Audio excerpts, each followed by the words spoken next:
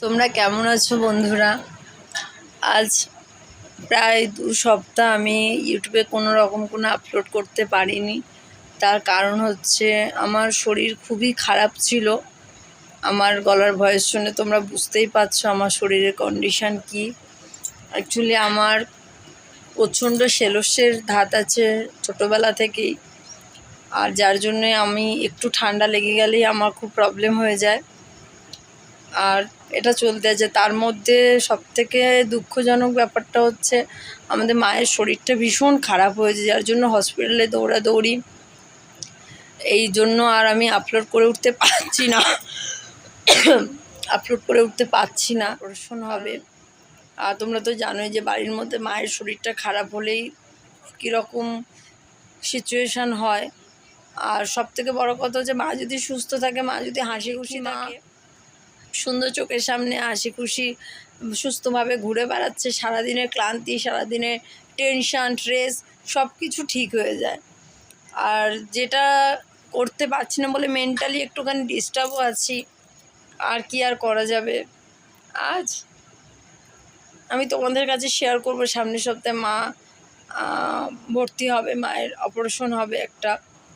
তার জন্য মায়ের শরীরটা খারাপ নেই দেখে সব কিছু ডিসঅর্ডার হয়ে যাচ্ছে, কোনো কিছু ভালো লাগছে না। আর যার জন্য আমি আর আপলোড করতে পারছি না, এডিট করতে পারছি না, কোনো রকম কোনো কিছু তোমাদেরকে শেয়ার করতে পারছি না। মনটাও খারাপ লাগছে, কারণ রেগুলার আমি তোমাদের সাথে একটা সুন্দর একটা বন্ডিং তৈরি করেছিলাম, যার জন্য 2 সপ্তাহ হয়ে গেছে, একটা ব্রেক হয়ে গেছে, মনটা ভালো নেই একদম। তো ভাবলাম আজকে একটুই তোমরা কমেন্টসে জানিও, আর ভালো লাগলে লাইক, কমেন্টস আর সাবস্ক্রাইব করে দিও। প্রচুরভাবে আমার ব্লগটা তোমরা শেয়ার করে দিও।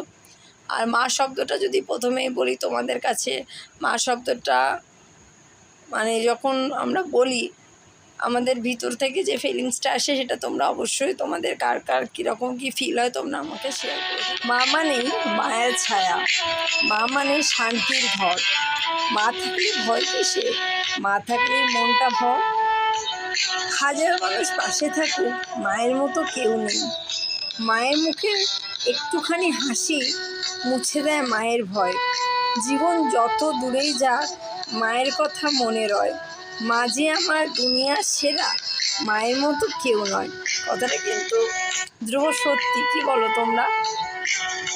আর মা যদি সুস্থ না থাকে না, আর কোনো কিছু যেন ভালো লাগে না। কারণ মা শব্দটা এমন একটা শব্দ যেটা উচ্চারণ করলে আমাদের ভিতর, আমাদের মন, আমাদের মানসিকতা শান্তি হয়ে যায়, ভালো লাগে।